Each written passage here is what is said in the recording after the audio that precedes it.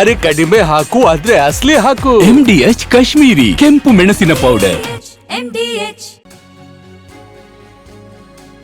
Ballari banner ಗಲಾಟೆ ಬೆನ್ನಲ್ಲೇ ಇದೀಗ ಮತ್ತೊಬ್ಬ ಅಧಿಕಾರಿಯ ವರ್ಗಾವಣೆ ಇದೆ. ಡಿಐಜಿ ವರ್ತಿಕಾರನ ವರ್ಗಾವಣೆ ಮಾಡಿ ಡಾಕ್ಟರ್ PS ಹರ್ಷರನ್ನ ನೇಮಕ ಮಾಡಲಾಗಿದೆ. ಬಳ್ಳಾರಿ ಬ್ಯಾನರ್ ಗಲಾಟೆಯಲ್ಲಿ ಇತ್ತೀಚೆಗಷ್ಟೇ ಎಸ್ಪಿಯನ್ನ ಸಸ್ಪೆಂಡ್ ಮಾಡಲಾಗಿತ್ತು, ವರ್ಗಾವಣೆ ಮಾಡಲಾಗಿತ್ತು. ಇದೀಗ ಬಳ್ಳಾರಿ ರೇಂಜ್ ಡಿಐಜಿ ವರ್ತಿಕಾ ಕಟ್ಯಾರ್ನ ವರ್ಗಾವಣೆ ಮಾಡಲಾಗಿದೆ. ಬಳ್ಳಾರಿ ರೇಂಜ್ ಐಜಿಪಿಯಾಗಿ ಡಾಕ್ಟರ್ PS ಹರ್ಷರನ್ನ ನೇಮಕ ಮಾಡಿದ್ದಾರೆ. ಬಳ್ಳಾರಿ ಎಸ್ಪಿಯಾಗಿ ಡಾಕ್ಟರ್ ಸುಮನ್ ಪನ್ನೇಕರ್ನನ್ನ ನೇಮಕ ಮಾಡಲಾಗಿದೆ. ಅಧಿಕಾರಿಗಳನ್ನ ನೇಮಿಸಿ ರಾಜ್ಯ ಸರ್ಕಾರದಿಂದ ಆದೇಶ ಹೊರಡಿಸಲಾಗಿದೆ. ಎಸ್ಪಿಯನ್ನ ಸಸ್ಪೆಂಡ್ ಮಾಡಿದ ಬೆನ್ನಲ್ಲೇ ಅವರ ತಂದೆ ಕೂಡ ವಿಷಾದ ವ್ಯಕ್ತಪಡಿಸಿ ತಕ್ಷಣವೇ ಇದನ್ನ ಮರುಪರಿಶೀಲಿಸಬೇಕು ಅಂತ ಪತ್ರವನ್ನು ಕೂಡ ಸರ್ಕಾರಕ್ಕೆ ಬರೆದಿದ್ರು. ಯಾವುದಕ್ಕೂ ಕೂಡ ಸರ್ಕಾರ ಸೊಪ್ಪು ಹಾಕಿಲ್ಲ. ಅವರ ಸ್ಥಾನಕ್ಕೆ ಡಾಕ್ಟರ್ ಸುಮನ್ ಪನ್ನೇಕರ್ನನ್ನ ನೇಮಕ ಮಾಡಿದೆ. ಹಾಗೆ ಬಳ್ಳಾರಿ ರೇಂಜ್ ಡಿಐಜಿ ವರ್ತಿಕಾ ಕಟ್ಯಾರನ್ನ ಏಕಾಏಕಿಯಾಗಿ ವರ್ಗಾವಣೆಗೈದು ಅದೇ ಸ್ಥಳಕ್ಕೆ ಡಾಕ್ಟರ್ PS ಹರ್ಷರನ್ನ ನೇಮಕ ಮಾಡಲಾಗಿದೆ. ರಾಜ್ಯ ಸರ್ಕಾರ ತೆಗೆದುಕೊಂಡಿರುವಂತಹ ನಿರ್ಧಾರ ಇದು. ಅಧಿಕಾರಿಗಳನ್ನ ನೇಮಿಸಿ ಇದೀಗ ರಾಜ್ಯ ಸರ್ಕಾರ ಆದೇಶವನ್ನ ಹೊರಡಿಸಿದೆ. ಬಳ್ಳಾರಿಯಲ್ಲಾದಂತಹ ಬ್ಯಾನರ್ ಗಲಾಟೆಗೆ ಅಧಿಕಾರಿಗಳ ತಲೆದಂಡವಾಗಿದೆ. ಕೇವಲ ಒಂದೇ ಒಂದು ದಿನದಲ್ಲಿ ಅಧಿಕಾರವನ್ನ ಸ್ವೀಕಾರ ಮಾಡಿದಂತಹ ಎಸ್ಪಿ ಕೂಡ ಸಸ್ಪೆಂಡ್ ಆಗಿದ್ರು ಕರ್ತವ್ಯ ಲೋಪದಡಿ. ಇದೀಗ ಮತ್ತೋರ್ವ ಅಧಿಕಾರಿ ಬಳ್ಳಾರಿ ರೇಂಜ್ ಡಿಐಜಿ ವರ್ತಿಕಾ ಕಟ್ಯಾರ್ನನ್ನ ವರ್ಗಾವಣೆಗೊಳಿಸಲಾಗಿದೆ. ಬಳ್ಳಾರಿ ರೇಂಜ್ ಐಜಿಪಿಯಾಗಿ ಡಾಕ್ಟರ್ PS ಹರ್ಷರನ್ನ ನೇಮಕ ಮಾಡಿದ್ದು, ಬಳ್ಳಾರಿ ಎಸ್ಪಿಯಾಗಿ ಡಾಕ್ಟರ್ ಸುಮನ್ ಪನ್ನೇಕರ್ನನ್ನ ನೇಮಕ ಮಾಡಲಾಗಿದೆ.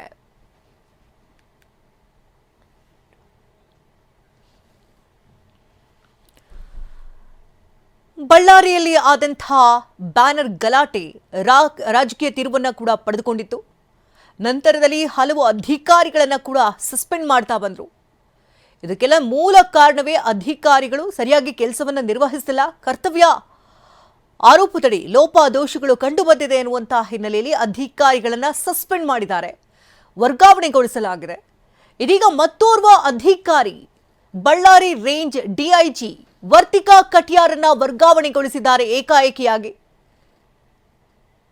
ಅದೇ ಸ್ಥಳಕ್ಕೆ ಡಾಕ್ಟರ್ PS ಹರ್ಷರನ್ನ ನೇಮಕಗೊಳಿಸಲಾಗಿದೆ. ದೃಶ್ಯಗಳಲ್ಲಿ ನೋಡ್ತಾ ಇದ್ದೀರಿ. ಬಳ್ಳಾರಿ ಎಸ್ಪಿಯಾಗಿ ನೇಮಕಗೊಂಡಂತಹ ನೂತನ ಅಧಿಕಾರಿಯವರು. ಹೆಚ್ಚಿನ ಮಾಹಿತಿಗೆ ದೂರವಾಣಿ ಸಂಪರ್ಕದಲ್ಲಿ ನಮ್ಮ ಪ್ರತಿನಿಧಿ ವಿನಾಯಕ್ ಇದ್ದಾರೆ. ವಿನಾಯಕ್, ಏಕಾಏಕಿಯಾಗಿ ಇದೀಗ ಎಸ್ಪಿ ಬದಲಾವಣೆ ಆಯಿತು, ನಂತರದಲ್ಲಿ ಈಗ ಮತ್ತೋರ್ವ ಅಂದ್ರೆ ರೇಂಜ್ ಡಿಐಜಿಯನ್ನು ಕೂಡ ಈಗ ಬದಲಾವಣೆ ಮಾಡಿದ್ದಾರೆ. ಏನ್ ಕಾರಣಗಳನ್ನ ಕೊಟ್ಟಿದೆ ರಾಜ್ಯ ಸರ್ಕಾರ?